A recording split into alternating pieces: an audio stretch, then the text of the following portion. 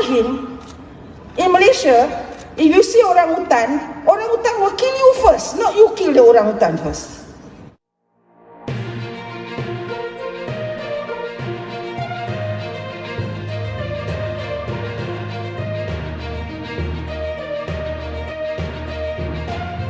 To look into perhilitan, get the policy of perhilitan.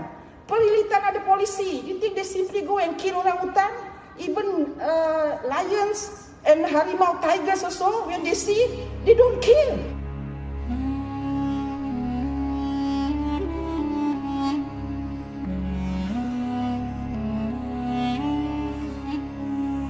Selamat petang, salam sejahtera. Isu hangat petang ini, ucapan Zuraida, orang utan bunuh manusia jadi perhatian.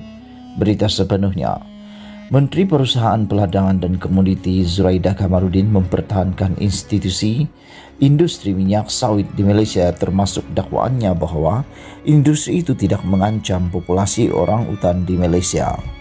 Zuraida berkata hewan berkenan lebih berkemungkinan untuk membunuh manusia berbanding sebaliknya, sehingga mendapat perhatian di media sosial. Ucapan itu dibuat pada 5 Januari lalu, namun ia mula tersebar di laman TikTok baru-baru ini. Video rekaman berkenaan kemudian yang dikongsi oleh bekas ahli Parlimen Pandan, Rafizi Ramli. Dalam ucapannya, Zuraida berkata dia melawat Mekah baru-baru ini dan dimaklumkan bahwa buku sekolah di negara-negara Arab memberi penerangan yang tidak menarik terhadap industri minyak sawit. Perkara lain yang saya dapati semasa saya berada di Mekah, saya baru pulang dari umrah. Saya bercakap dengan duta kita di sana. Jadi dia beritahu saya bahwa di sekolah-sekolah di negara Arab yang pelajarnya pergi, buku-buku menceritakan hal buruk tentang minyak sawit kita karena kita membunuh orangutan. Saya beritahu dia, di Malaysia kalau orang atau awak nampak orangutan akan bunuh awak dulu, bukan awak bunuh orangutan dulu, katanya. Zuraida menegaskan, Jabatan Perlindungan Hidupan Liar dan Taman Negara Perhilitan mempunyai prosedurnya sendiri dalam mengendalikan haiwan berkenan. Perhilitan ada polisinya. Adakah anda fikir mereka hanya bunuh orang utan? Singa dan harimau pun bila mereka nampak, mereka tidak bunuh. Mereka mempunyai beberapa jenis prosedur untuk memfasakannya dan kemudian membawa mereka ke zoo atau apa sahaja, katanya. Untuk rekod, Malaysia bukan merupakan habitat bagi singa. Selain itu, Zuraida berkata, maklumat daripada perhilitan harus digunakan untuk menghadapi tekanan daripada UK, EU dan AS.